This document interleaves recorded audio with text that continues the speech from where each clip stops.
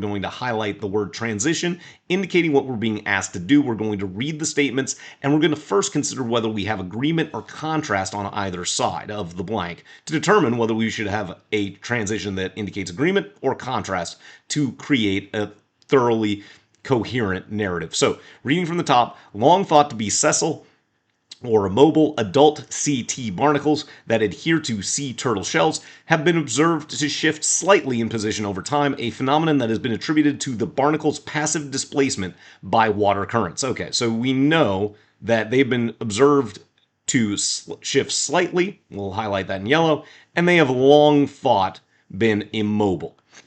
So, after the bullet, a research team found that adult CT moved toward the heads of their sea turtle hosts and thus against the prevailing water flow. Oh, well, it was attributed to passive water displacement, but they're going against the prevailing water flow here.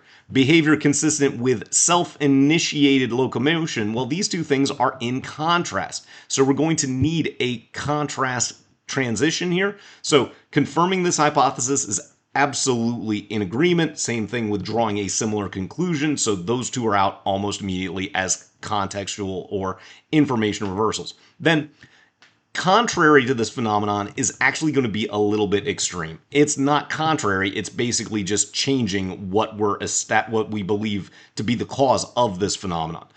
And undermining this explanation absolutely matches. Just for this example in this video, we'll read our transition to confirm overall narrative coherence. Long thought to be sessile or immobile, adult CT barnacles that adhere to sea turtle shells have been observed to shift slightly in position over time, a phenomenon that has been attributed to the barnacle's passive displacement by water currents.